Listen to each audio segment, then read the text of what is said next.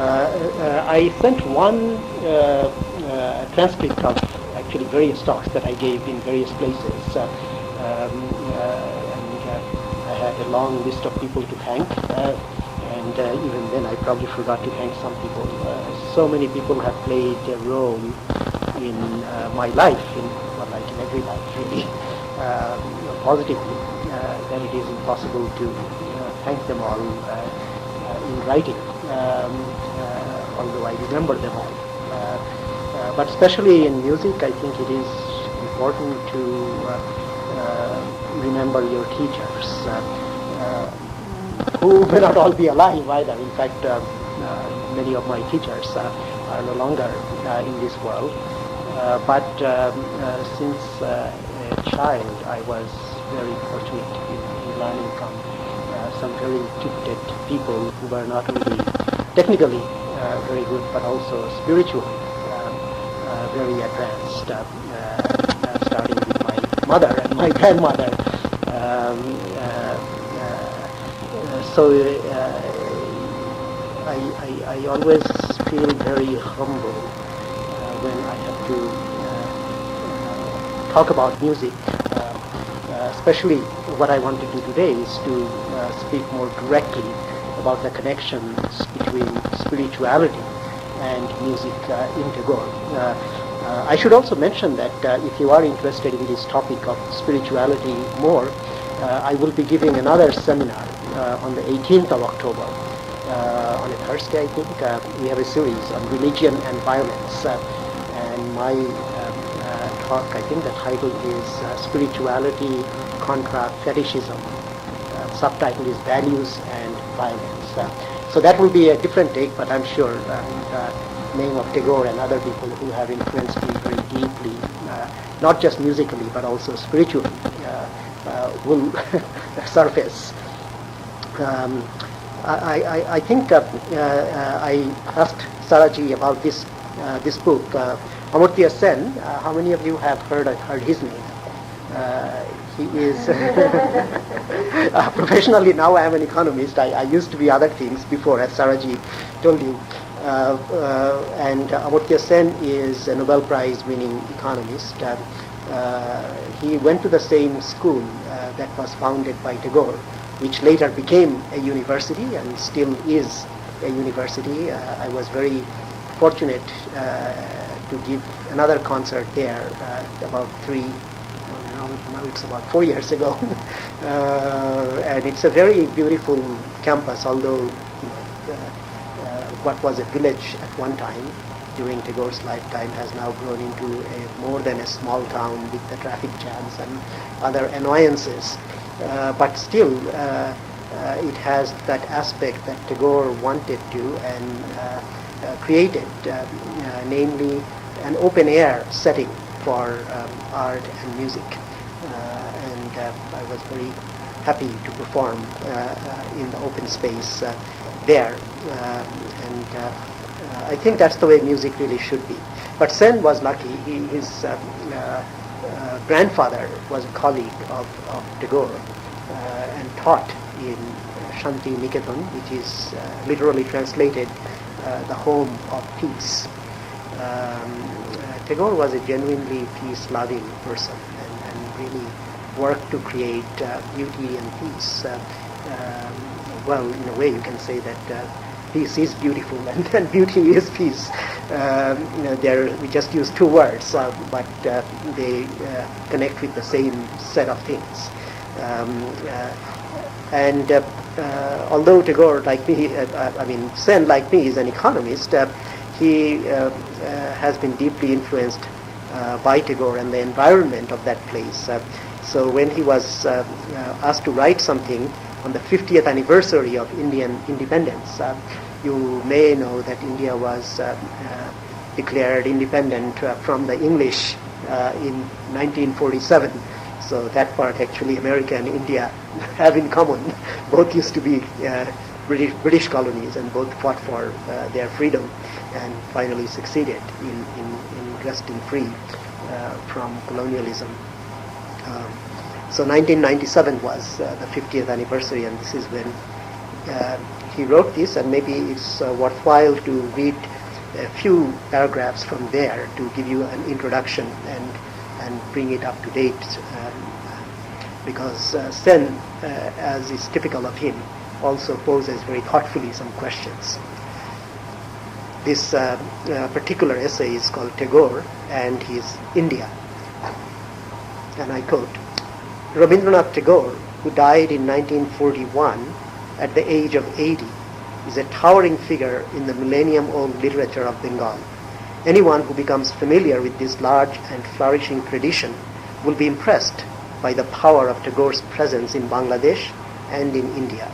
His poetry, as well as his novels, short stories, and essays, are very widely read, and the songs he composed reverberate around the eastern part of India and throughout Bangladesh. In contrast, in the rest of the world, especially in Europe and America, the excitement that Tagore's writings created in the early years of the 20th century has largely vanished. The enthusiasm with which his work was once greeted was quite remarkable. Gitanjali, a selection of his poetry for which he was awarded the Nobel Prize in Literature in 1913, was published in English translation in London in March of that year and had been reprinted 10 times by November, when the award was announced. But he is not much read now in the West, and already by 1937, Graham Greene was able to say, "As for Rabindranath Tagore, I cannot believe that anyone but Mr. Yeats can still take his poems very seriously." Yeats was a great Irish poet who won the Nobel Prize as well. So here is the problem. The contrast between Tagore's commanding presence in Bengali literature and culture and his near-total eclipse in the rest of the world is perhaps less interesting than the distinction between the view of Tagore as a deeply relevant and many-sided contemporary thinker in Bangladesh and India, and his image in the West as a repetitive and remote spiritualist. Graham Greene had, in fact, gone on to explain that he associated Tagore with what Chesterton calls the bright, pebbly eyes of the theosophists.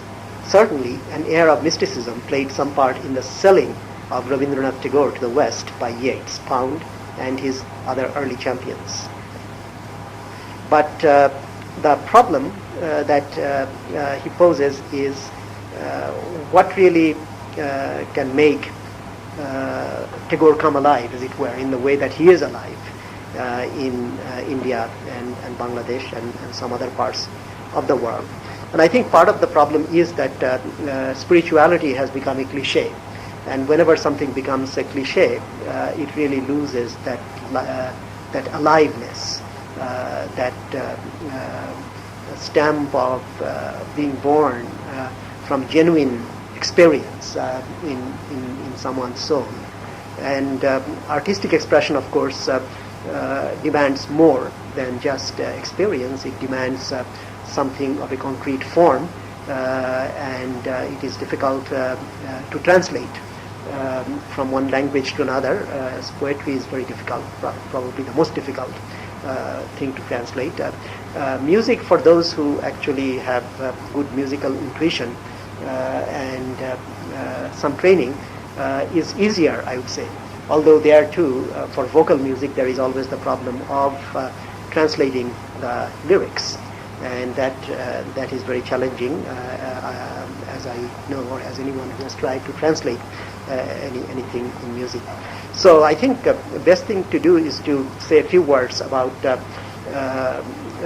Tagore, the man, and the spirit of Tagore, and what came from him or from his spirit. He was born in 1861, as Tagore, as Sen mentions. He died in 1941. That's a long life of 80 years, during most of which he actually was creative. He started writing probably when he was almost a child, when he was 8 or 9 years old. His first published stuff that we can find is from the time he was 12 years old. So he was very precocious. And he grew, I think. That is the most amazing thing that one finds. And you can compare him with other artists, for example, Beethoven in the West, who grew continuously, of course, amidst much spiritual suffering and hardship. Tagore's life was, from the outside, not full of economic hardship, although he came from a landed family, and at that time landed families were suffering decline as capitalism was taking root, although under colonialism in a few parts of the economy a new class was rising, and the old aristocratic landowning class was declining. Tagore really wasn't very much into holding property or doing business. He knew that there was a role for economic matters in life, because people have to, after all, make a living. And he was genuinely interested in agricultural improvement, rural development, we will call it today. And it might interest you to know that he was the first innovator in the world of microfinance. He started it with his own money in today's Bangladesh, in the north western part of Bangladesh, and Professor Yunus did his in the southeastern part, almost diagonally the opposite part of Bangladesh, and of course since then it has grown. So he was not really this kind of otherworldly person, the typical representation that you find of gurus and other people who come from the mysterious East and then mystify the so-called West. I remember from an old hymn in a church I once went to, it went something like, "In Christ there is neither East nor West," which I think actually captures a very deep truth. After all, the world is round. What is East and what is West? We create these categories in our minds, and sometimes they become culturally fixed, and that creates a lot of difficulties in communicating across geographical and other barriers. These need not be real barriers if the spirit is there. I think that is the simplest way I can put this. And Tagore had this spirit because of the kind of family he came from. His father was a mystic and was widely read both in the mystical literature of the European variety as well as of the Middle East, especially Iranian Sufi literature, as well as the domestic Hindu and Buddhist literature. Every culture I know of actually has a deep spiritual tradition. I think it is only human, to have a spirit and to want to develop that spirit. Words do get in the way of expressing these things, because ultimately the deepest mystical experience is ineffable. You really cannot express this in words. You can point to it, of course, but you cannot really express it in words. It's not propositional, certainly. Poetry and music are probably the closest towards that, and there may be some mystical paintings. In fact, it is hard to explain all the efforts that went into European Middle Ages in creating religious art without thinking that there must have been something that really moved these people very, very deeply. And for those who actually know about art, or even without knowing, you sometimes feel that some are genuinely expressions of spiritual experience, and others are just reproductions for business purposes. Italians were very good at that, as you know. They were good at actually exporting music too to the rest of Europe at one point. Anyway. So Tagore pretty much breathed this spirituality naturally, and he connected very easily nature with spirituality and love, human love, with spirituality. So those things made it much easier for him, I think, to grow and develop. But he did go through several stages. At the beginning, his father, who was quite organized and demanding, would hold these regular musical or worship sessions, as it were, in their household, and he would ask his sons, he had quite a few sons, and sometimes his daughters too, to compose, to write and compose. So initially, the easy thing to do was to take some model that existed in the literature already in classical or semi-classical music. And he never learned music systematically, but he was exposed to a lot of classical, North Indian classical, and later South Indian classical and European classical, as well as church music. So his initial attempts are basically to take some Indian raga, and this course is on Indian music, right? Or is it? Okay. Well, it's called Music, Dance, and Everyday Life in South Asia. Oh, okay, so okay, that's good. focused. Okay, that's good. But do you all know what a rag or raga is? You know, okay. Basically, we haven't delved in yet. Rajiv Tarna will be here. Okay, time, okay, so that time we're okay. ready. Okay, so just to give you some very basic idea that it is usually a few notes, could be 4 or more, and there's a fairly definite structure of those notes, the ascending and descending structures, and then within that there are certain notes that play important roles.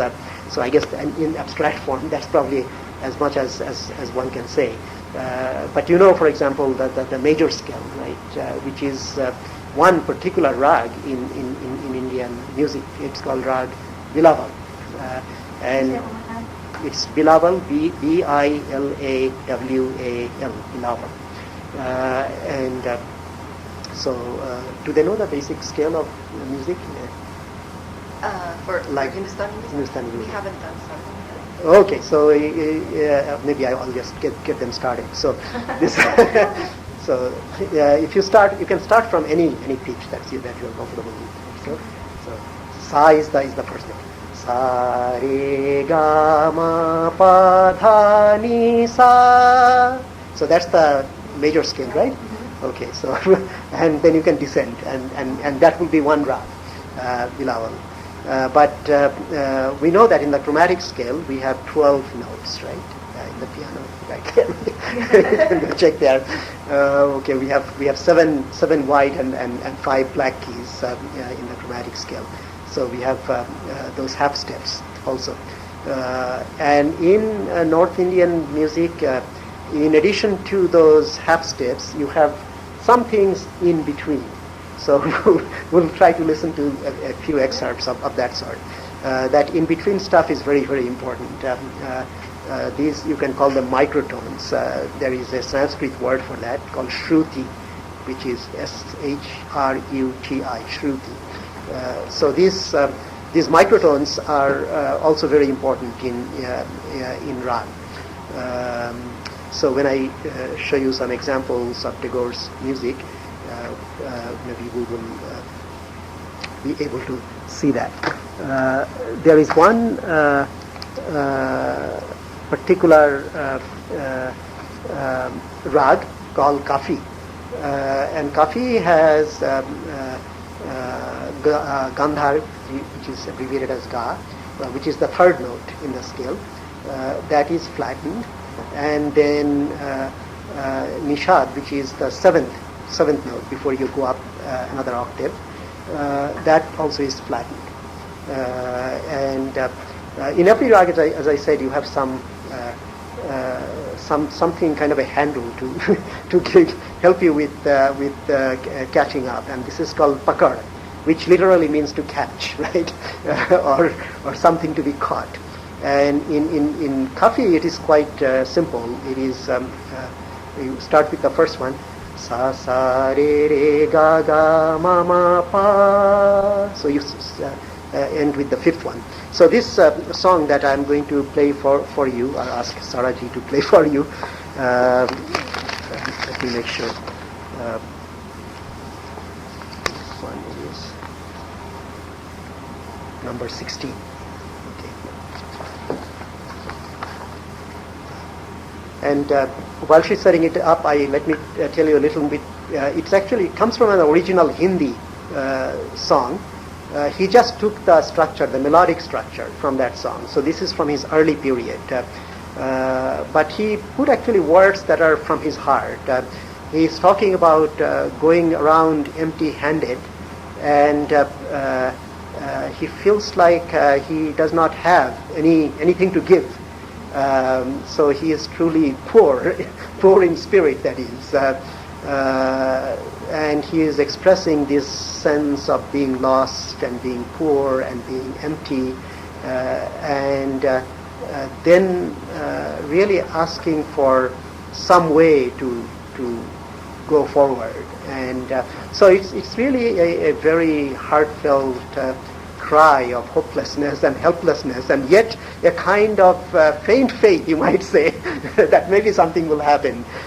If nothing else, then just through the act of writing and singing and composing, something will happen.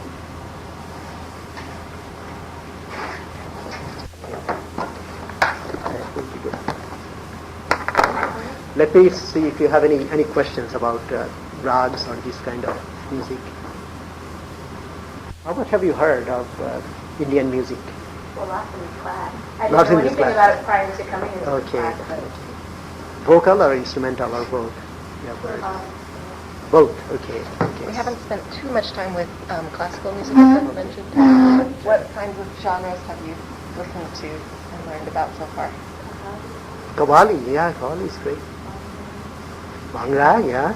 You can dance to Bhangra. Yeah. Okay. Anything else? Ghazal? Ghazal also. Yeah. Actually, I have some ghazals there too. Oh, good. So,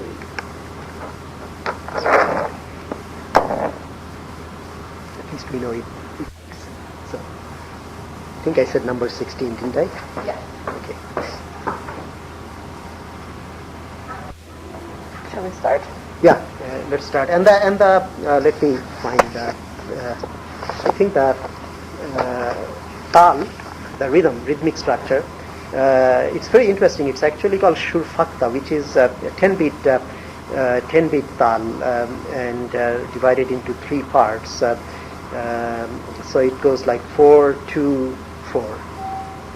But anyway, that's not most important. But you can see that initially he was fairly traditional. He would follow the rag and the tal quite closely without challenging or questioning those things, which he would do later in his life. So this is Rabindra Sangeet. Rabindra Sangeet, that's right. Yeah. Music composed by Rabindra. This one? Okay, you will not know the words, the language. It is actually in Bengali. Yeah, you can take a look and pass it around. And who's performing? Actually, I'm performing. That's what I thought. Okay. We don't have a tabla player here, so I thought it would be better just to bring.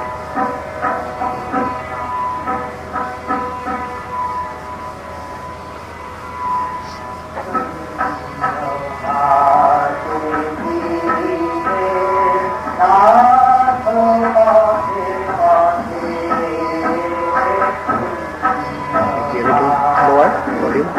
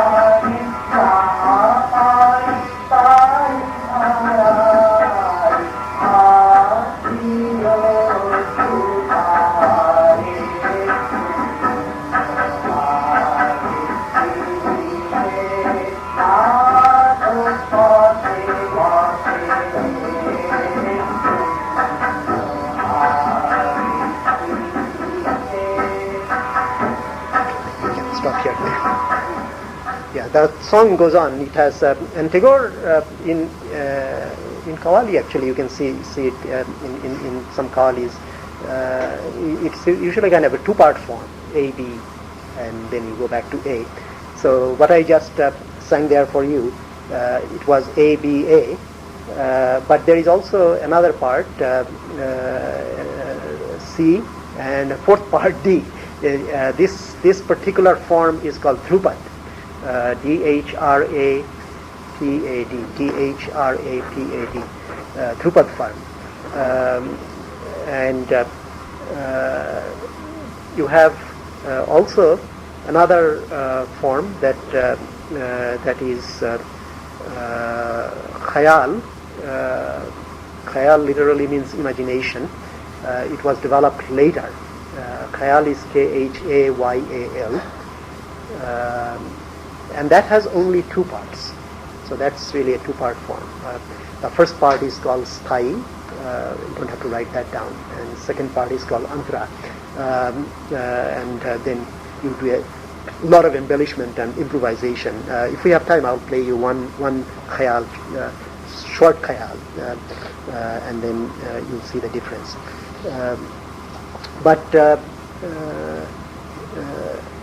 Particular longing that I'm talking about.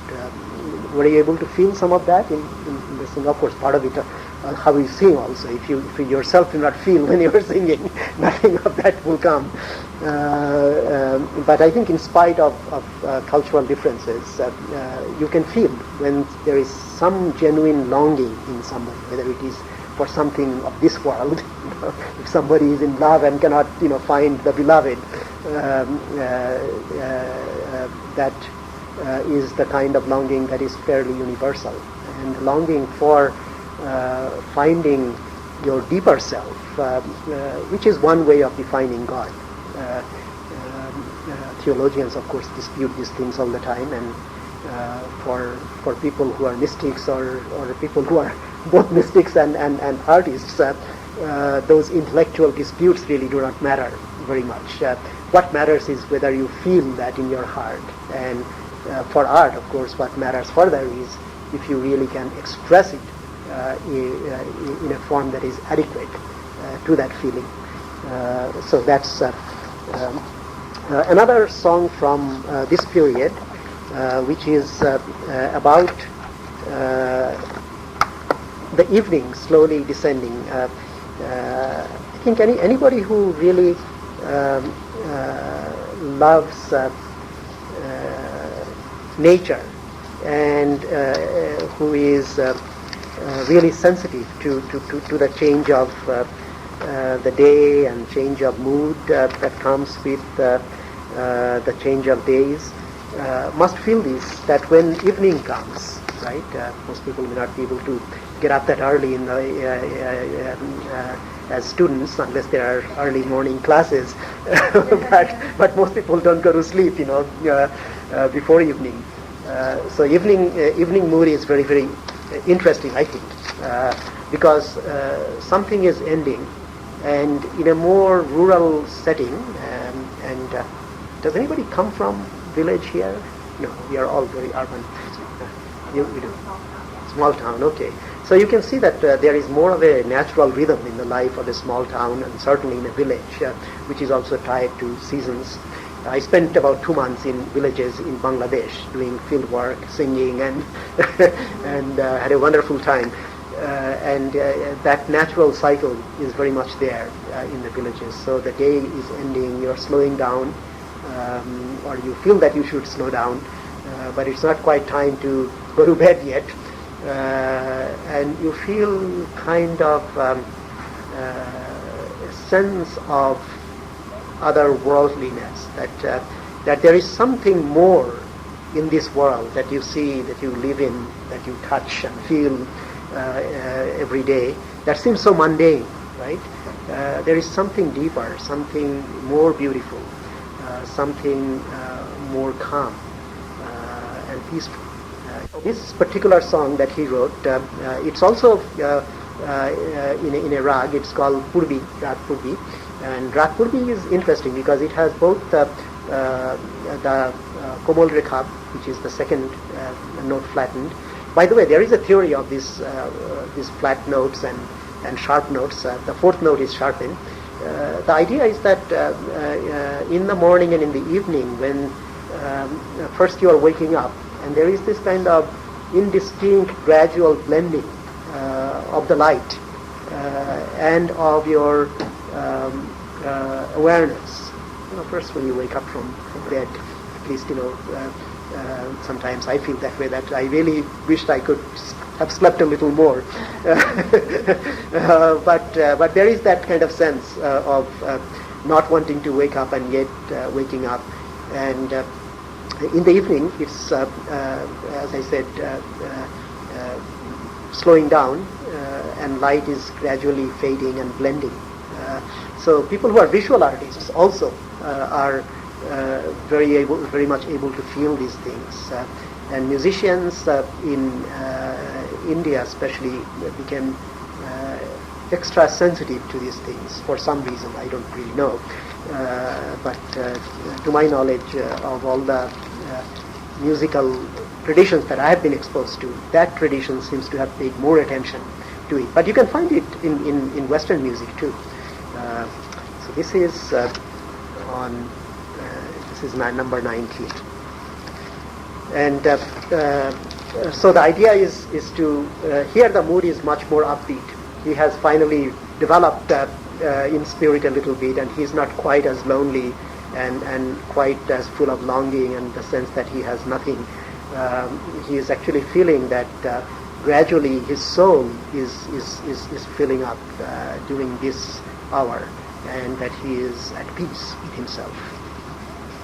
The rhythm of this is also interesting. It is 3-2-2 rhythm. Indian music has a lot of interesting rhythms that you find in Western music only in the 20th century, especially with Stravinsky. There are Stravinsky fans. I'm a great Stravinsky fan. I think he is just wonderful, especially in rhythms. But this is one of those interesting odd-numbered rhythms.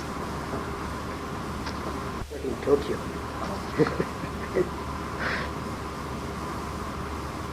Musical instrument is called Israj.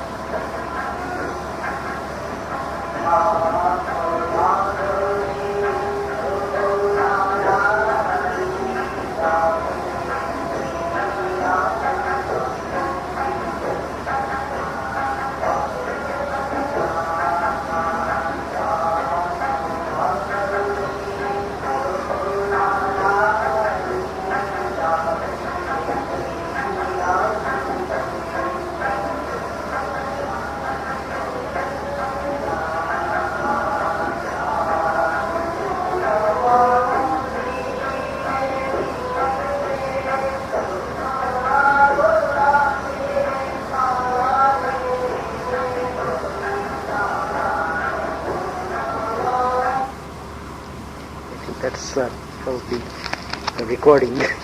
Okay, but you can sense that here he is much more at peace with himself, and then he actually forgets about the rags, and later he would forget about the rhythms as well, and he gives the music that comes from within himself the free play. So the next one that This is number 4. Yeah. And it is he is actually now amazed. I think anybody who really has deep mystical experience feels at least two things. One is that you feel at one with everything, that you are not really separate from the rest of the universe. And this is something, again, that has to be experienced, because no matter how many times somebody tells you that this is what you feel, unless you yourself feel it, there is no way to really convey that feeling of what it is like. Secondly, you every time you look at the creation, you are full of this wonder, really. You become like a child. I think that is one thing that is really great about mystical experience, is that you can be a child again and again and again, with the same innocence and wonder. And in this particular song, this also is, he has forgotten rag, but he hasn't forgotten tal. It also is this same tal. It's called Tagore or Rupak. There are some differences between these two, but basic structure is the same, 3-2-2. And then this he is looking at the sky at night and stars, and he is asking rhetorically to the Creator, how do you play this fairy veena? Veena is an Indian instrument. You may have seen a picture. It's a string instrument. So he's saying, oh my Lord, how do you play this fairy instrument that I can only see? And I know that in my own life you have done the same thing, that I am nothing but like a small instrument that you play, and you play and you create this feeling of sadness and also of joy. And most of all, you just give me a little bit of that divine spark of creation, the same spirit of creation that I see looking up. I also feel inside myself, and I know where it comes from. So this actually is a further stage, I think, in his development. So that's the song.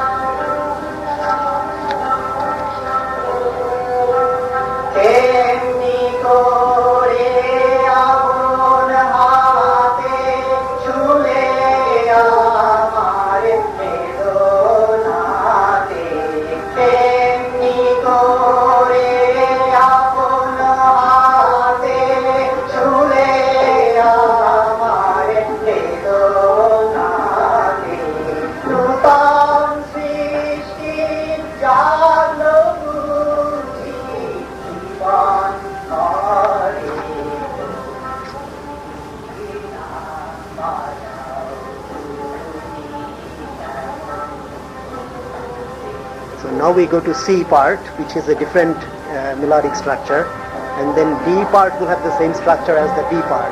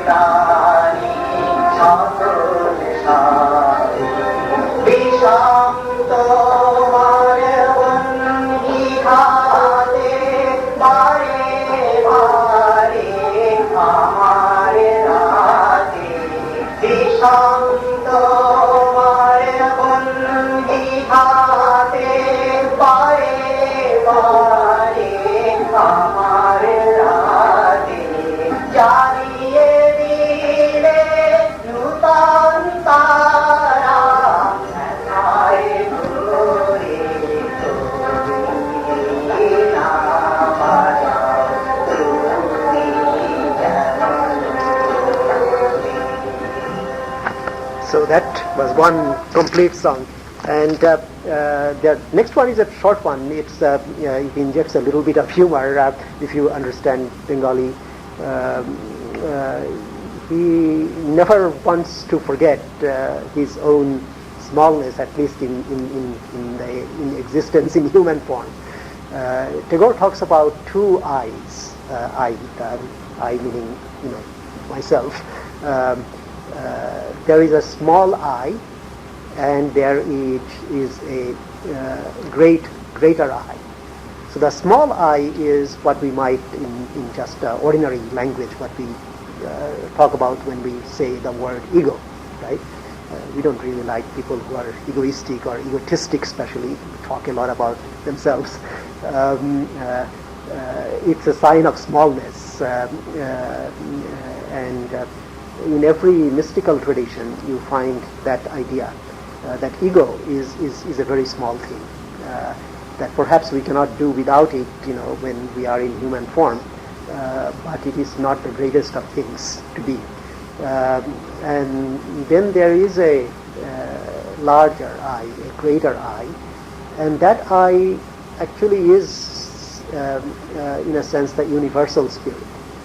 That is the part that can connect during mystical experience with everything. And each one of us, according to the mystics, really has this potential. We have this spirit, but most of the times it is hidden, and we don't even look for it. And one of the problems that Tagore found, and I find also, I have to confess, with modernity and modern life, is that it is too hectic. It is too busy, and it is too proud, you might say.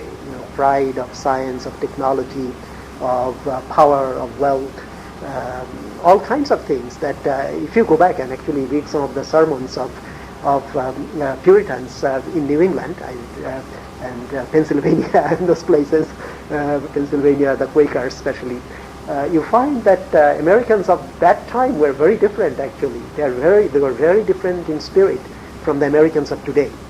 Not all of them, of course. I mean, there's and there is the other great tradition in this country, the spirituality that developed under great suffering in the plantations among the African American people, and which are expressed in the great spiritual songs, which I love. There is a gentleman in Women's College, Arthur Jones, a good friend of mine. Yeah, I had him in my class actually last spring, and we sang actually some of these spirituals together, and that was a wonderful experience. So it is here also, if we only just look for it, historically as well as today, and there are people who are celebrating that greater I, or that is when we connect with one another. So he is saying here that I'm writing all these songs and I'm composing, but I'm always afraid that perhaps I will forget my own melodies. And actually he used to, because he did not write them down in notation. He would have to go to other people to help him. But he was a very good singer. He had a great voice when he was young, we are told. Unfortunately, there are no recordings except from his very old age when his voice was kind of shaky. But still, he had a very musical voice. I think must be in his 70s. I have to. So here he's saying that perhaps I will forget my own melody. Perhaps the string will break, from the vina, and perhaps the time for celebration will have passed, and I will be just sitting there without my song. So he. It's a very short song actually, so that's why I want to play it also. It's a much faster tempo, and it is there is a rhythmic structure called kaharba, which can be in 4 beats or 8 beats. So 4 beats would be very familiar, right? Because a lot of Western music is also 4/4 time, although there are many intricacies in Western music too rhythmically. And this one is in 8-beat kaharba. But it's fairly fast, and so it's easy to track. But so he's talking about this thing, which is very, in a way, humorous, and he's also afraid that during that scene of destruction, in Indian mythology, you have the great figure of Shiva, who is the Lord of music and dance and creation and destruction. So he creates and he destroys and he dances through it all. And there is this dance of destruction. It's called Tandava in Sanskrit. This Tandava Nritya, which is the dance of destruction. He says, well, if you call me, during this time of destruction, and if my rhythm does not, fit that rhythm, if they are not in rhythm, in step, in that great storm, when death comes and wants to greet me, I am afraid that I will be without a song, and that time of great party will also be lost. So he is always full of all kinds of questions. Spirituality is not something that you find once and for all, and that stays with you. I think a lot of people have this illusion, who think that they are taking the spiritual path, that somehow at some point, on a certain hour or minute or second, something will happen magically, and then everything will be just fine. It's not like that. Smooth sailing from there. That's right. It's not such a smooth sailing. In fact, the spiritual path is full of confusion and doubt and pain also, but also tremendous joy. So one who has taken that chance, as he says in his late points that I put in during that talk, you'll recall, that person actually also finds that ultimate joy, the ultimate bliss. Okay, so with those words of introduction, this is the track 5, next one. It's only a minute and a half.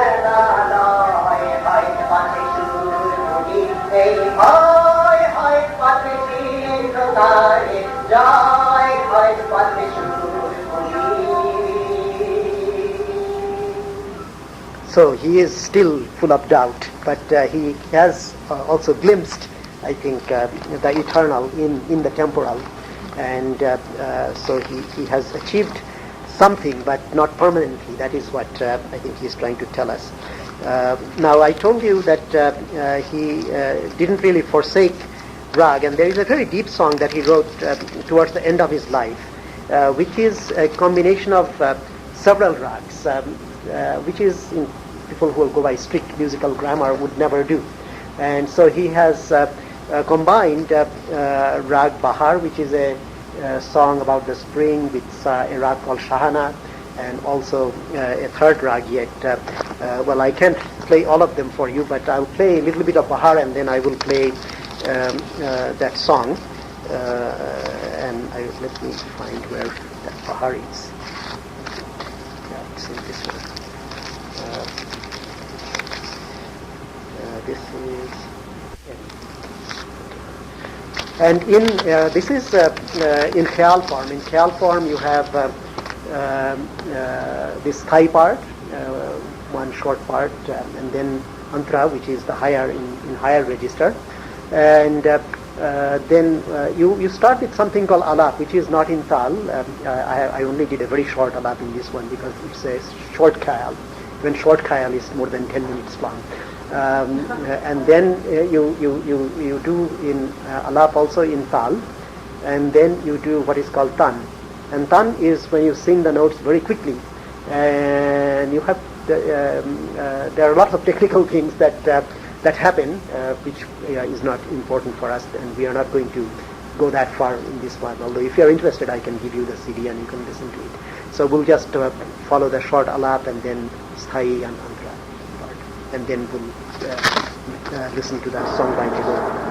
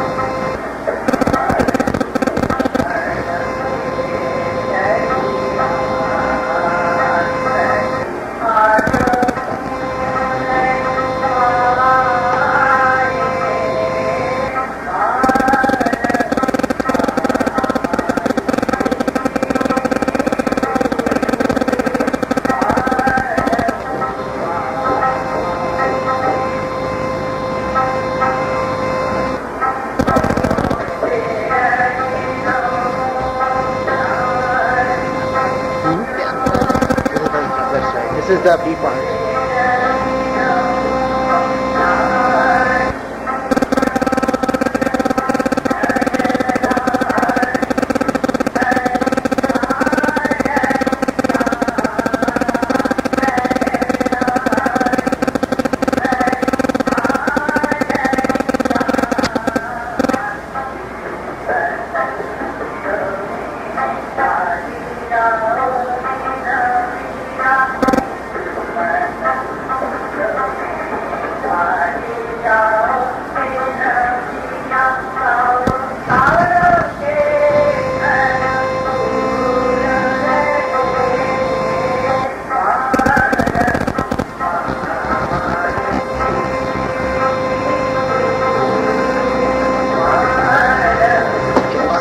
that's both the parts, and then you are back to sthai, and then you have to do some alap in tal. This, by the way, called tin tal, 16 beats. When you most of the classical music in the first part is in tin tal, but sometimes you use half tal, these 10 beats. And the slow part, there is also a slow part, very, very slow. Vilambit, it's called, literally means slow. And that part is in something called ektal, which really has 12 beats, but it's stretched out so far that it seems like 48 or more. Yes. Tabla. Those are tablas. Yeah, tablas. Yeah. So tabla. Yeah, it has the two parts. The left-handed part, it can create all kinds of tones, and the right-handed part gives you a more sharp beat, but also can create different kinds of tones depending on where you hit it. So tabla is a very difficult instrument to play. Very, very difficult. Okay, so this what I wanted to show you here is here is one rag. The structure of that is very clear, and you can take the time to expand and contract and show all kinds of relationship between different melodic structures and substructures, and create a sense of kind of romantic mood and longing, usually in the spring. Spring is the time when I think in every culture I know people feel quite romantic. In Bengal, in addition to the spring, rainy season is also supposed to be romantic. That's something different, I think, from some other cultures. I think Japan is like that. I don't know so much about China, but certainly spring seems to be a universal time for love in the romantic sense. And Tagore has this song. He's using this rag plus some others, which is actually technically quite an accomplishment. By the way, he wrote throughout his entire life more than 2,000 songs, and very few of them actually repeat in the same thematic material. So he really had this amazing capacity, musical capacity to create, quite apart from his ability as a poet. So he starts his lyric by declaring that night when that very, very stormy night of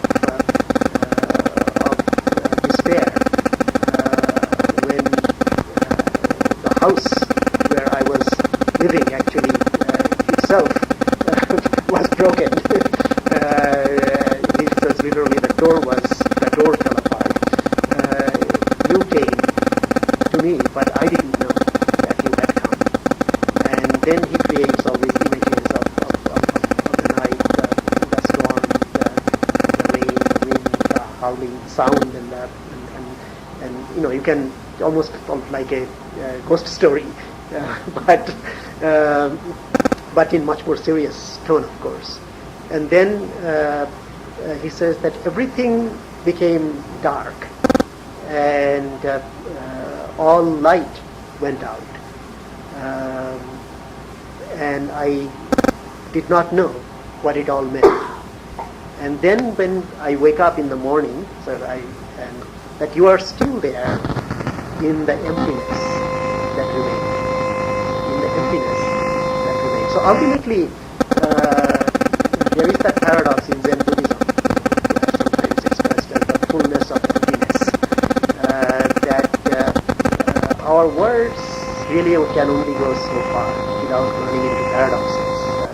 And one way to express genuine spiritual experience is to use paradox, which things just don't make sense logically.